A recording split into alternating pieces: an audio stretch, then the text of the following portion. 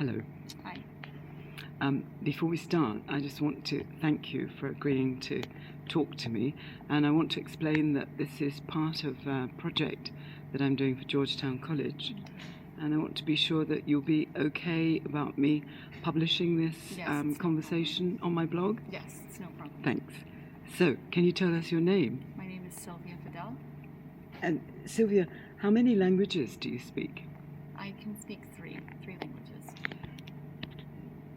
Do you consider yourself bilingual, multilingual, monolingual? I would say bilingual. What makes you say that? Because I feel I'm more fluent when it comes to speaking English, writing in English, listening in English, and the same goes for Arabic as well. Mm-hmm. The third language, I feel I can't write it. I could understand it, but at a slower pace. Mm-hmm. If I read, I could understand most of what I'm reading. With speaking, the thing is I don't have enough practice, and that would be French. Mm-hmm. So So you don't consider yourself trilingual? No. Because of all the reasons you've just listed? No. But you do consider yourself bilingual? Yes. So tell me a little bit about being bilingual. What do you think a true bilingual is? I think a true bilingual would be one who can speak fluently, who can understand, at a very high proficiency as well. They could be able to write, they could be able to read at a good speed. And I think when it comes to English and Arabic, I could probably write faster and probably read faster in English than I would in Arabic. Really? Yes. But with Arabic, I still consider myself as bilingual, although it's more at a slower pace than English, because English is my mother tongue. So Arabic is the second language. Yes. What about in your family? Is Arabic the second language or the first language for others? First. It's the first? Yes. I see. Yes. Some people say that to be bilingual, you would have to be considered a native speaker of the language by other speakers of that language. What do you think about that for a criterion? No, not necessarily. No? There are a lot of people that are really good with learning languages. Mm-hmm. There are some people that are not native speakers, but I know some people that can speak Arabic and write in Arabic better than me. Mm-hmm. And the Arabic language is in my background, but these people come from Western countries that have never learned Arabic throughout their lives, can speak it and probably even read and write better than I can. Mm-hmm. So you would award the title bilingual to them too, presumably? Yeah, definitely. Yeah? Definitely. When did you become bilingual, Silvia? I would say during my teens. Mm-hmm. Yes, in high school. Do you think it's possible to become bilingual after your teens? Why not? A lot of people learn languages later on in their lives, and some of them are really good at it, as I said before, so. So you don't think there's any age limit? No, not at all. No? I don't think so at all. Do you think you would call yourself rare? When it comes to being bilingual? Do you think? Because you've defined yourself as a true bilingual. You set a fairly high standard for a true bilingual. Do you think that true bilinguals are rare? No. Why not? Nowadays as well.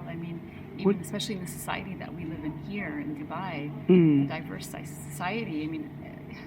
I don't think that I know anyone that doesn't speak,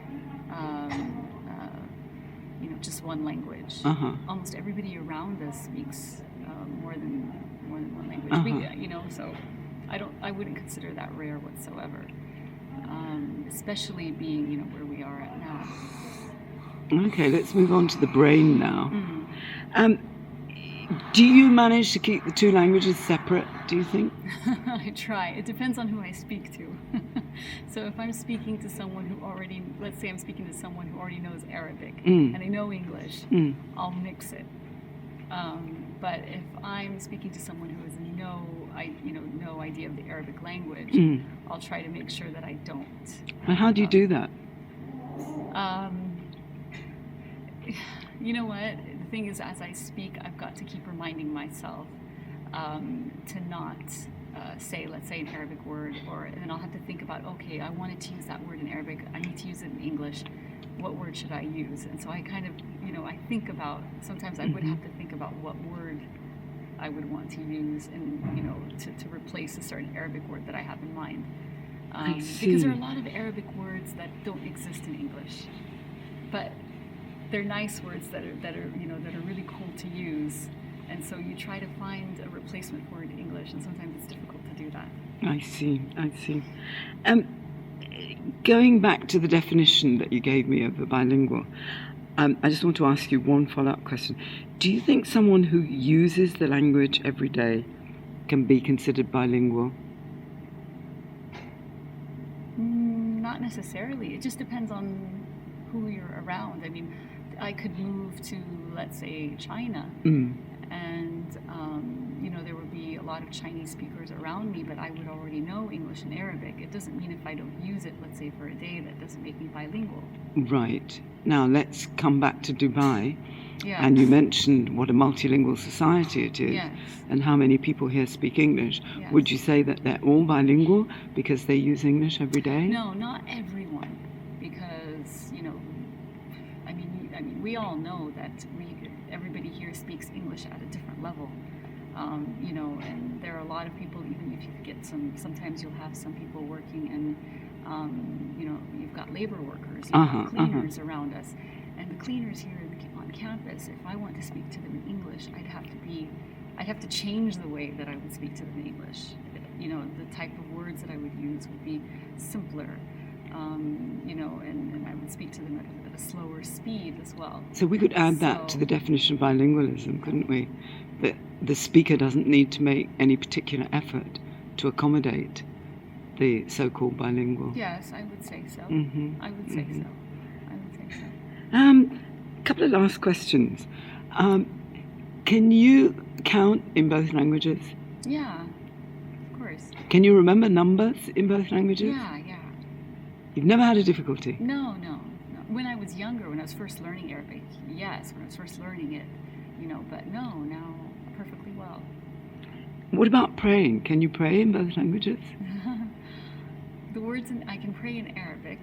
If it depends on what type of prayer you're referring to, but if it was more of an Islamic prayer, it would be difficult to translate the Arabic to English. But yeah, I can pray in English and I can pray in Arabic. It just depends on what to say and how to go about with the prayers. Do you think you dream in English? Yeah, most of the time. How do you know? Most of the time I would say I do, but there are times that I don't know, I do recall that I would speak in Arabic in my dreams or listen to, because sometimes I would dream of family members that don't speak English at all, and they speak Arabic. So I would dream of them talking to me, and I'd be having a conversation with them, and it would be in Arabic. It wouldn't be in English. So yeah, I would dream both, I think, but mainly probably English. Last question. Yes. You've told me about English, you've told me about Arabic, you've told me that you're fluent in both. Do you think that one of the languages is dominant? Because English is my mother tongue, I would say it is. However, I kind of feel that my Arabic has been catching up a lot. But because the thing is that when I speak in Arabic, sometimes I'll speak with an accent. Like a lot of Arabic speakers would listen to me speak in Arabic, and they notice that Arabic isn't my first language.